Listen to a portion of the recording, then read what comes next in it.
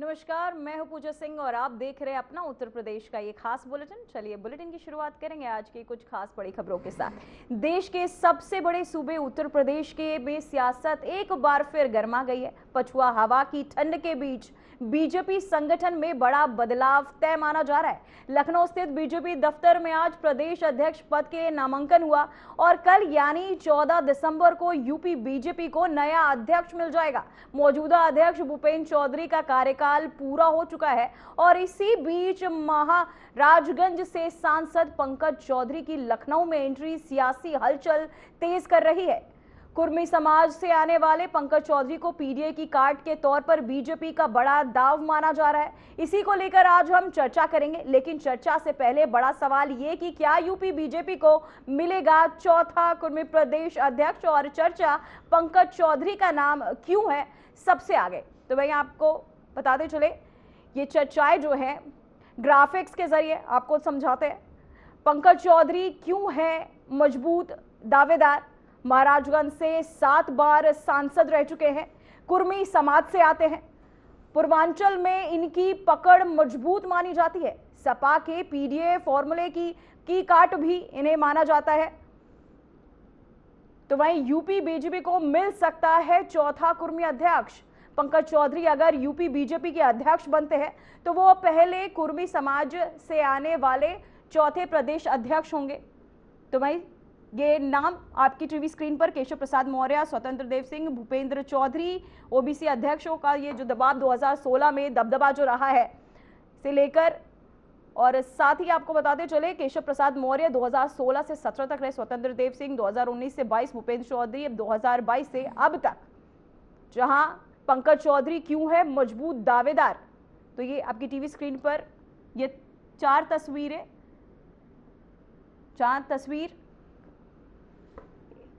नामांकन की ये तस्वीरें हम आपको दिखा रहे हैं। जहां तस्वीर 1, तस्वीर 2 और तस्वीर 3 में ये सभी तमाम तस्वीरें जहां सभी नेता अपना नामांकन भरते नजर आए।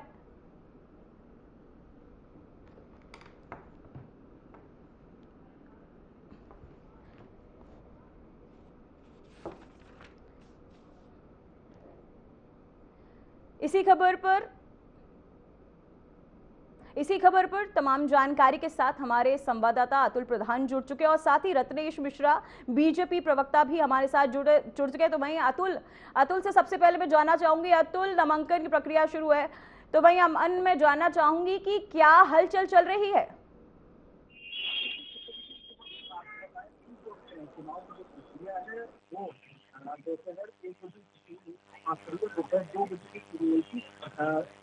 जो 3 बजे तक 1 घंटे की पूरी प्रक्रिया है उसका समापन हुआ है और के दावेदार है पंकज चौधरी, जो कि 7 बार से महाराजगंज से सांसद है।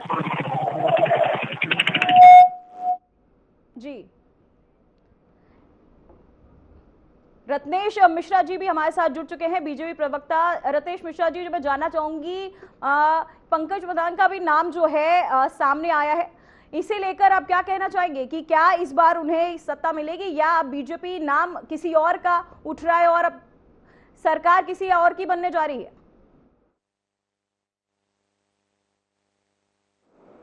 मैं सवाल आपका नहीं समझा।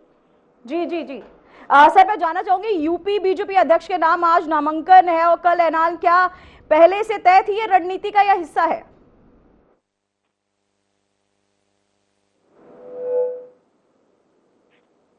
सर, क्या यूपी बीजेपी का नया अध्यक्ष 2027 का गेम चेंजर साबित होगा। सर, क्या आपको हमारी आवाज आ रही है।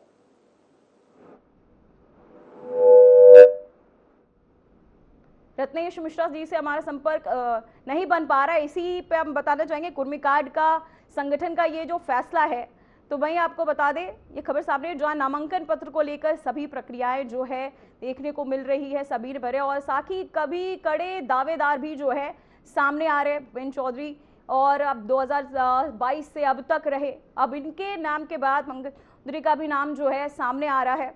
तो मैं आपको बताते चले कुर्मी कार्ड या संगठन का ये जो फैसला है, तो इसे लेकर हम जानना चाहेंगे कि रत्नेश मिश्रा जी, क्या आपको हमारी आवाज आ रही है।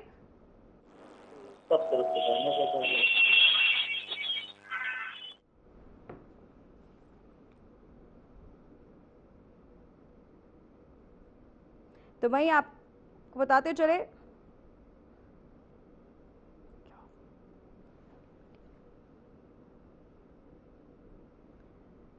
देश के सबसे बड़े सूबे उत्तर प्रदेश में सियासत एक बार फिर गर्मा गई, जहां पछुआ हवा की ठंड के बीच बीजेपी संगठन में बड़ा बदलाव तय माना जा रहा है। लखनऊ स्थित तो बीजेपी दफ्तर में यानी आज प्रदेश अध्यक्ष के पद के लिए नामांकन हुआ और कल यानी 14 दिसंबर को यूपी बीजेपी को नया अध्यक्ष मिल जाएगा। मौजूदा अध्यक्ष भूपेंद्र चौधरी का कार्यकाल पूरा हो चुका है और इसी बीच महाराजगंज से सांसद पंकज चौधरी की लखनऊ एंट्री में सियासी हलचल तेज कर दी गई। कुर्मी समाज से आने वाले पंकज चौधरी को पीडीए की काट के तौर पर आज हम चर्चा करेंगे, लेकिन चर्चा से पहले बड़ा सवाल यह है कि यूपी बीजेपी को मिलेगा चौथा कुर्मी प्रदेश अध्यक्ष।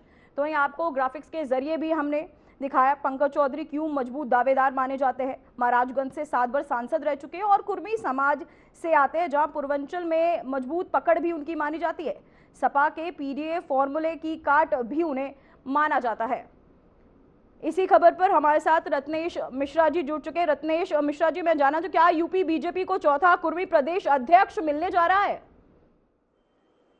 जी, आपको और सभी साथी प्राइम मिनिस्टर को और देश की जनता को मेरी तरफ से जय श्री राम। देखिए पूजा जी, भारतीय जनता पार्टी एक लोकतांत्रिक प्रक्रिया वाली पार्टी है और जिस प्रकार आप लोगों ने देखा कि आज पंकज चौधरी जी ने अभी प्रदेश अध्यक्ष पद के लिए नामांकन किया है और कल पीयूष गोयल जी जो भी व्यक्ति चुना जाएगा, जिसको हमारे 420 प्लस जो मतदाता है प्रदेश प्रांतीय परिषद के सदस्य और जो विधायक जन और जो सांसद जन जिनको मतदान का अधिकार मिला है, वो आज वोटिंग कर जरूरत पड़ी तो कल वो वोटिंग करके प्रदेश अध्यक्ष का निर्वाचन करेंगे। लेकिन मुझे जहां तक लग रहा है कि पंकज चौधरी जी के अलावा अभी किसी ने नामांकन किया नहीं है, तो कल पंकज चौधरी जी निश्चित तौर पर हमारी पार्टी के उत्तर प्रदेश के अगले प्रदेश अध्यक्ष के तौर पर हमारे सामने आएंगे और मैं आपके चैनल के माध्यम से उन्हें बहुत बहुत बधाई देता हूँ। और भारतीय जनता पार्टी पंकज चौधरी जी के नेतृत्व में उत्तर प्रदेश में 2027 में विधानसभा चुनाव में एक बार फिर 300 प्लस सीटें जीतकर अपनी सरकार बनाएगी। जी सर, मैं जानना चाहूंगी कि पंकज चौधरी को आगे बढ़ाना पीडीए राजनीति का सीधा जवाब है क्या?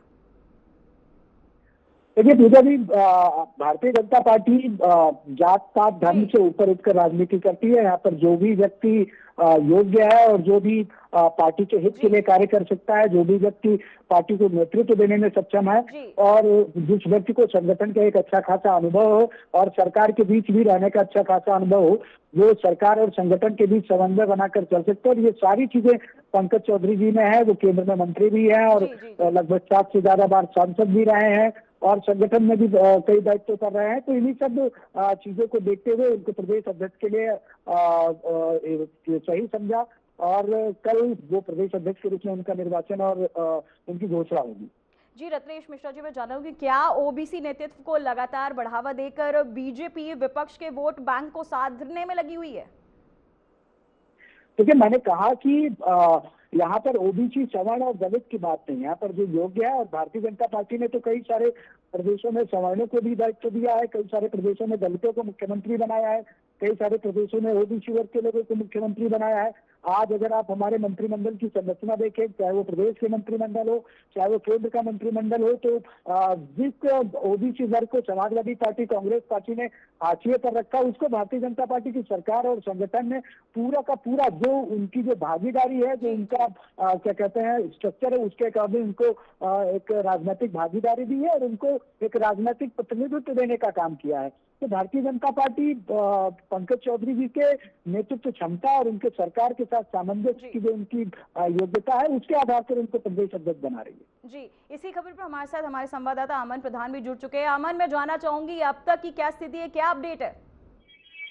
देखिए सुमन, जिस तरीके से अगर बात की जाए तो 2 बजे से लेकर 3 बजे तक का जो नामांकन प्रक्रिया थी वो समाप्त फिलहाल हो गई है। और अगर बात की जाए सिर्फ एक ही व्यक्ति है जिसने अपना नामांकन प्रक्रिया पूरी की है, जो पंकज चौधरी हैं, उन्होंने अपनी नामांकन प्रक्रिया पूरी की है और जिसमें प्रस्तावक खुद स्वयं मुख्यमंत्री हैं और दोनों डिप्टी सीएम, यानी कि प्रस्तावक के रूप में मुख्यमंत्री योगी आदित्यनाथ समेत कैबिनेट के उत्तर प्रदेश कैबिनेट के कई मंत्री मौजूद रहे और साथ ही साथ केंद्रीय मंत्री पूर्व स्मृति ईरानी भी मौजूद रही। यानी कि साफ तौर पर देखा जा रहा था कि 1 दर्जन से ज्यादा जो नाम है उन पर कहीं ना कहीं बात की जा रही थी, लेकिन आज जब से शुरू हुई थी चर्चा कि कौन कौन मतदान करेगा, यानी कि 1 दर्जन से ज्यादा जो प्रस्तावित नाम थे सभी लोग मौके पर मौजूद थे, लेकिन कहीं ना कहीं सिर्फ पंकज चौधरी जो कि 7 बार के सांसद भी हैं और मौजूदा समय में केंद्रीय मंत्री भी हैं, तो कहीं ना कहीं उन्होंने अपना नामांकन पत्र घोषित किया है और उसके बाद 4 बजे से लेकर 5 बजे तक 1 घंटे उनके जो कागजात हैं उनको देखा जाएगा। उनको देखने के बाद कहीं ना कहीं वोटिंग की प्रक्रिया जो होनी थी कल, वो कहीं ना कहीं नहीं नजर आ रही है। कहीं और जिस तरीके से निर्विरोध उन्हें जीत मिलती हुई नजर आ रही, कहीं ना कहीं पंकज चौधरी की अगर बात की जाए तो एक बड़ा उनका राजनीतिक इतिहास है, चाहे महाराजगंज की बात की जाए, चाहे केंद्रीय नेतृत्व की बात की जाए, तो कहीं ना कहीं उन्होंने एक बड़ा समय भारतीय जनता पार्टी संगठन में दिया है और कहीं ना कहीं प्रदेश के विकास में भी उन्होंने भी एक बड़ा साथ दिया है। तो जिस तरीके से बात किया जाए प्रदेश अध्यक्ष के तौर पर उनकी जो ताजपोशी है वो लगभग सुनिश्चित हो गई है और कहीं ना कहीं जब कल पीयूष गोयल जो केंद्रीय मंत्री हैं और इस पूरे चुनाव के उनको प्रभारी भी बनाया गया, तो वो कल उनकी घोषणा करते हुए नजर भी आ सकते हैं। सुमन जी, मैं आपसे जानना चाहूंगी कि पंकज चौधरी को बीजेपी बीच में लाकर कौन सा कार्ड खेलना चाह रही है? विधानसभा चुनाव होना है और उसी के साथ साथ जो प्रधानी का इलेक्शन होना है, यानी पंचायती चुनाव, तो ये दोनों ही चुनाव उत्तर प्रदेश के लिए खासा महत्वपूर्ण माने जाते हैं। और जिस तरीके से बात किया जाए उत्तर प्रदेश के राजनीति में एक जो जातीय समीकरण है वो बहुत ज्यादा है और जिस तरीके से अगर बात की जाए उत्तर प्रदेश में जो 2027 का चुनाव है और उसके साथ साथ जो समाजवादी पार्टी का जो पीडीए कार्ड है उसको समाप्त करने के लिए जो पंकज चौधरी जो कुर्मी बिरादरी से आते हैं, तो उनका भी कहीं ना कहीं जो एक जो पहलू है, जो एक पॉइंट है, वो कहीं ना कहीं कारगर साबित होगा, क्योंकि उत्तर प्रदेश में जो कुर्मी समाज का जो वोट बैंक है वो कहीं ना कहीं 1/4 से ज्यादा है। तो कहीं ना कहीं एक बड़ा समीकरण है और उत्तर प्रदेश का जो चुनाव है वो कहीं ना कहीं जातीय समीकरण के आधार पर भी रहता है। तो उसी के सभी को मद्देनजर रखते हुए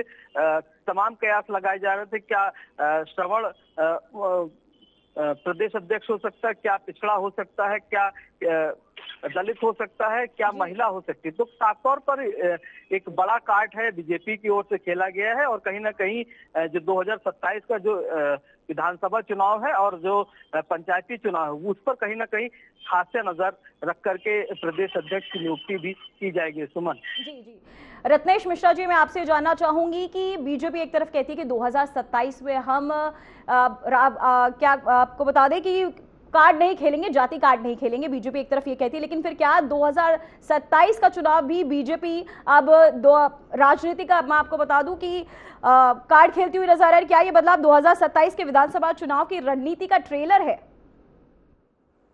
ये जाति कार्ड खेल रही है बीजेपी एक बार फिर से, तो क्या मैं जानना चाहूंगी क्या ये ट्रेलर है सिर्फ? रत्नेश रंजन मिश्रा जी। देखिए, जिसको कयास लगाना है वो लगा सकता है, कयास लगाने की कोई नहीं है, लेकिन भारतीय जनता पार्टी जाति पार्टी से ऊपर उठकर राजनीति करती है और भारतीय जनता पार्टी योग्यता के आधार पर अपने लोगों को मौका देती है और उनको जो जिम्मेदारियां सौंपती है। किसी की जाति का मापदंड बना के ये विपक्षी दलों का काम होगा जो जातिगत राजनीति करते हैं। भारतीय जनता पार्टी कहीं ना कहीं चुनाव तो हर एक राजनीतिक दल के एजेंडे में होते हैं, हमारे भी एजेंडे में है। हो सकता है कि 2027 की रूपरेखा समाजवादी पार्टी 27 में बनाए, लेकिन कहीं ना कहीं भारतीय जनता पार्टी प्रत्येक चुनाव को ध्यान में रखते हुए ही काम करती है। लेकिन अगर हमारे प्रदेश अध्यक्षों की नियुक्ति, हमारे प्रदेश कार्यकारिणी के सदस्यों की नियुक्ति को अगर इससे जोड़कर देखा जाता है तो मुझे लगता है कि ये कयासबाजी है और उससे ज्यादा कुछ नहीं। जी मिश्रा जी, मैं जानूं क्या कुर्मी समाज के अलावा अन्य ओबीसी वर्गों को भी बराबर प्रतिनिधित्व मिलेगा? अब देखिए, अगर आप ओबीसी की बात करते हो तो सबको प्रतिनिधित्व मिलता हुआ है। भारतीय जनता पार्टी के अलावा कौन सा ऐसा राजनीतिक दल है जिसने किसी यादव को जो किसी पॉलिटिकल फैमिली से नहीं आता उसको मुख्यमंत्री बनाया हो? कोई दल नहीं है। भारतीय जनता पार्टी के अलावा कौन सा ऐसा राजनीतिक दल है पूरे उत्तर प्रदेश में जिसने मौर्य जाति के किसी देखने को मिलता है? रत्नेश जी, अरे सुनते लीजिए, जवाब तो सुन लीजिए। वही तो आपने कहा ना कि केवल कुर्मी को साधने की बात, तो उसी का मैं जवाब दे रहा हूँ पूजा जी। कोई ऐसी ऐसी पॉलिटिकल पार्टी है जिसने किसी ब्राह्मण को पाया हो तो बता दीजिए। ऐसी कोई पॉलिटिकल पार्टी हो जिस व्यक्तियों के प्रतिनिधित्व में सीएम बनाया हो तो बता दीजिए। ऐसी कोई पार्टी हो जिसने निषाद समुदाय का प्रतिनिधित्व करते हुए किसी को राज्यसभा का सदस्य हो तो बता दीजिए। भारतीय जनता पार्टी सभी को एक साथ ले चल के काम करती है और सभी का प्रतिनिधित्व निर्धारित करने का प्रयास करती है। अब उसको किसी जाति के साथ जोड़ कर देना, उसको किसी पॉलिटिकल स्टैंड के साथ या किसी पॉलिटिकल ग्रुप के साथ जोड़ कर देना, अपने लोगों से हो सकते हैं ये बेसब्री करते होंगे। भारतीय जनता पार्टी नेतृत्व क्या कार्य करती है? जी, मैं जानना चाहूंगी कि क्या पंकज चौधरी सबसे बड़ी ताकत या संगठन का जातीय आधार है? ये मैंने कहा ना कि पंकज चौधरी जी को संगठन और सरकार के साथ सामंजस्य बैठाकर काम करने का एक अच्छा खासा अनुभव है। जो व्यक्ति 7 बार का सांसद रहा हो, प्रदेश की कार्यकारिणी में पदाधिकारी रहा हो, अब उससे ज्यादा अनुभव की जरूरत है, क्योंकि अब जो नई पौध आ रही है भारतीय जनता पार्टी में वो युवाओं की आ रही है। हम जैसे लोग हैं जो भारतीय जनता पार्टी की युवा पौध है, हमको किसी न किसी एक अनुभवी अभिभावक की जरूरत है। वो पार्टी हमको प्रदान कर रही है पंकज चौधरी जी के रूप में। जी अमन, मैं आपसे जानना चाहूंगी, क्या कुर्मी चेहरे को आगे बढ़ाने के लिए बीजेपी सपा के पीडीएफ फॉर्मूले को काउंटर करना चाहती है? देखिए, निश्चित तौर पर एक जातीय समीकरण को कहीं ना कहीं बैठाया जा रहा है, क्योंकि जिस तरीके से तमाम जो प्रदेश अध्यक्ष जब अभी हाल ही भूपेंद्र चौधरी की जगह लेने के लिए किसी एक अन्य चेहरे के जब नाम पे चर्चा हो रही, तो कहीं ना कहीं पिछड़े दलित और ओबीसी का नाम बहुत ज्यादा सामने आ रहा था। तो ये कयास इसीलिए लगाए जा रहे थे क्योंकि 2027 का इलेक्शन आ रहा है और जिस तरीके से उत्तर प्रदेश में जो ग्रामीण अंचल बहुत ज्यादा है, उत्तर प्रदेश का ग्रामीण अंचल कहीं ना कहीं आज भी उसी जातीय समीकरण के आधार पर ही चुनाव वहां पर होते हैं। तो इन सभी फॉर्मूले को जो है ध्यान में रखा गया है कि किस तरीके का फॉर्मूला कहाँ पे सेट किया जा सकता है। तो उन्हीं सभी फॉर्मूले को लेकर के एक बड़ा फैसला भारतीय जनता पार्टी के केंद्रीय चुनाव समिति ने लिया है और शीर्ष नेतृत्व ने लिया है। और उसके बाद कहीं ना कहीं जो ओबीसी का जो वोट बैंक है वो बहुत ज्यादा समाजवादी पार्टी की ओर और कहीं ना कहीं बीएसपी की ओर जा रहा था। तो उस सभी जो वोट बैंक है उसको काउंटर करने के लिए एक बड़ा जो फेस है वो पंकज चौधरी के रूप में भारतीय जनता पार्टी लेकर के आई है। और कहीं ना कहीं 2027 की अगर बात की जाए या पंचायती राज चुनाव की बात की जाए तो एक ये अहम चेहरा है और इनके नाम पर कहीं ना कहीं जो सीटों का इजाफा है वो भी बहुत ज्यादा नजर आ सकता है, क्योंकि कहीं ना कहीं महाराजगंज जैसे इलाके में महाराजगंज की बात अगर करें तो महाराजगंज से 7 बार के सांसद है और कहीं ना कहीं जो उनके बगल का ही जो जिला है गोरखपुर, जहां से मुख्यमंत्री स्वयं आते हैं, तो कहीं ना कहीं महाराजगंज और गोरखपुर का जब एक सामंजस्य बन जाएगा तो कहीं ना कहीं सरकार और जो भारतीय जनता पार्टी संगठन है उसमें एक सामंजस्य बन जाएगा। तो सामंजस्य से कहीं ना कहीं अभी तक एक सरकार एक अच्छे रूप में चल रही थी और अब जब पड़ोसी के साथ मिल जाएगा तो कहीं ना कहीं एक सरकार में एक पहलू और जुड़ जाएगा। तो एक बड़ी चीज भारतीय जनता पार्टी संगठन ने की है और कहीं ना कहीं इसका फायदा भी 2027 चुनाव में भारतीय जनता पार्टी को जरूर मिलता हुआ नजर आ रहा है। पूजा, अमन, मैं जानना चाहूंगी कि पंकज चौधरी ने नामांकन दाखिल कर दिया है, इसे लेकर आप क्या कहना चाहेंगे? नामांकन उन्होंने दाखिल किया है और जिसके जो पर्यवेक्षण जो प्रस्तावक है वो स्वयं उत्तर प्रदेश के मुख्यमंत्री हैं और दोनों डिप्टी सीएम यानी कि केशव प्रसाद मौर्य और ब्रजेश पाठक, इन दोनों प्रस्तावक रहे जो कि केंद्रीय चुनाव समिति है उनको अपने जो प्रस्तावना है यानी कि अपना जो रजिस्ट्रेशन है वो उनको हैंडओवर किया है। और उसके बाद से कहीं ना कहीं उनकी जो पेपर की जो मॉनिटरिंग है यानी कि उन्होंने जो पेपर लगाए हैं वो सही है गलत है, वो 4 से 5 बजे तक का 1 घंटे का समय है, उसमें उनके पेपर की चेकिंग होगी। और उसके बाद जब निर्विरोध चुनाव है यानी कि किसी और ने जो है अपना नॉमिनेशन फाइल नहीं किया है तो उसके बाद उन्हें ही कहीं ना कहीं कल जो प्रदेश अध्यक्ष है उनकी जो नियुक्ति है वो कहीं ना कहीं पंकज चौधरी के रूप में होती हुई नजर आ रही, क्योंकि कहीं ना कहीं जो प्रस्तावना है वो पूरी हो चुकी है, पेपर की चेकिंग चल रही है और कल जो केंद्रीय मंत्री हैं पीयूष गोयल वो कल ताजपोशी करते हुए नजर आएंगे प्रदेश अध्यक्ष की। जी रत्नेश मिश्रा जी, मैं एक बार अपना आखिरी सवाल आपसे पूछना चाहूंगी, क्या बीजेपी का सामाजिक इंजीनियरिंग मॉडल एक बार फिर काम करेगा? भी समाज और सभी वर्गों के लोगों को एक साथ लेकर चलने का काम करती है और उसी का परिणाम है कि पंकज चौधरी जी को प्रदेश अध्यक्ष बनाकर उनके सांगठनिक क्षमता और सरकार के और संगठन के बीच जो सामंजस्य बनाकर रखने की उनकी योग्यता है, उसको लेकर भारतीय जनता पार्टी ने उनको प्रदेश अध्यक्ष के तौर पर नामित किया है और वो भारतीय जनता पार्टी के अगले प्रदेश अध्यक्ष के रूप में नजर आएंगे। कल इस बात की औपचारिक घोषणा भी हो जाएगी। और जहाँ तक रही सभी को साधने की बात, तो स्पष्ट है भाई, जाति प्रत्येक वर्ग का राजनीतिक प्रतिनिधित्व होना चाहिए। भारतीय लोकतांत्रिक व्यवस्था में किसी एक परिवार, किसी एक दल, किसी एक परिवार के ही बेटा बेटी मुख्यमंत्री और उप मुख्यमंत्री और राज्यसभा लोकसभा बने, किसी एक परिवार में जन्म लेने के बाद प्राइम मिनिस्ट्रियल कैंडिडेट बन जाए, ये उनका अधिकार बन जाता है। इस प्रकार की राजनीति से भारतीय जनता पार्टी दूर है और भारतीय जनता पार्टी की सभी जाति और वर्गों को जो नीति है, उस नीति से कांग्रेस को, समाजवादी पार्टी और आरजेडी और अन्य विपक्षी दलों को जो परिवारवादी दल है, उनको सीखना चाहिए कि आपको भारतीय लोकतांत्रिक व्यवस्था में रहना है और स्वस्थ राजनीति करनी है तो सभी को नेतृत्व देना पड़ेगा। किसी एक परिवार, किसी एक पिता, किसी एक बेटी, किसी एक बेटा को आप भारतीय राजनीति में स्थायी नहीं कर पाएंगे। रत्नेश मिश्रा जी, हमारे साथ चर्चा में बने रहने के लिए, तमाम जानकारी देने के लिए बहुत बहुत धन्यवाद। हमारे संवाददाता अमन प्रधान हमारे साथ चर्चा में जुड़े हुए थे। अमन, आपका बहुत बहुत धन्यवाद।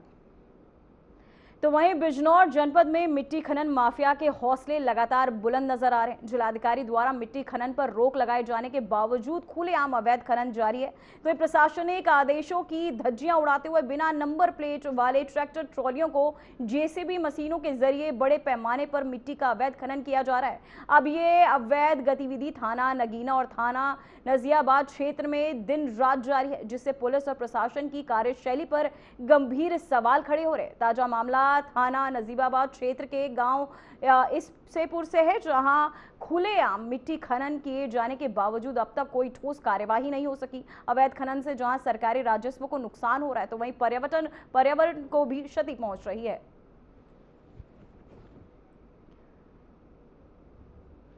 तो वहीं आपको बताते चले, बिजनौर में अवैध मिट्टी खनन जारी है, जहां डीएम के आदेश की धज्जियां उड़ाई जा रही है। मिट्टी माफिया के हौसले भी बुलंद नजर आ रहे हैं। पुलिस और प्रशासन पर भी इसे लेकर सवाल उठ रहे। बिना नंबर प्लेट दौड़ रहे हैं ट्रैक्टर ट्रॉली, जो अवैध खनन लगातार बना हुआ है, वहीं बिना नंबर प्लेट के दौड़ रही है। तो वहीं आगरा अलीगढ़ NH 509 पर हाथरस के रोहेरी गांव के पास एक भीषण सड़क हादसा हुआ। हादसे में अनियंत्रित कार ने बाइक सवारों और पैदल राहगीरों को रौंद दिया, जिससे कई लोग गंभीर रूप से घायल हो गए। हादसे के समय मौके पर अफरा तफरी मच गई और राहगीरों की भीड़ जमा हो गई। कार और बाइक दोनों ही बुरी तरह क्षतिग्रस्त हो गए। सूचना मिलने पर पुलिस और एम्बुलेंस मौके पर पहुंची और सभी घायलों को सुरक्षित अस्पताल पहुंचाया गया। तो वहीं आपको बताते चले, घायलों को अस्पताल पहुंचाया गया, साथ ही उनका उपचार भी सुनिश्चित किया गया। पुलिस ने क्षतिग्रस्त वाहनों को सड़क किनारे हटाकर यातायात सुगम करवाया। हादसे में कार में सवार दंपति जो मेरठ से आगरा जा रहे थे भी घायल हो गए। थाना हाथरस गेट क्षेत्र की पुलिस ने पूरे मामले की जांच शुरू कर दी है। तो वहीं आपको बताते चले, हाथरस में हुआ भीषण सड़क हादसा, जहां पुलिस पूरे मामले की जाँच कर रही है। आगरा अलीगढ़ NH 509 पर यह हादसा हुआ। आपको फोन कर रहा था, हुआ क्या था?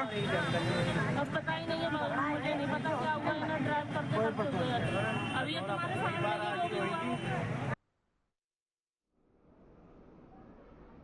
फिलहाल बुलेटिन में इतना ही, मुझे दीजिए इजाजत। नमस्कार।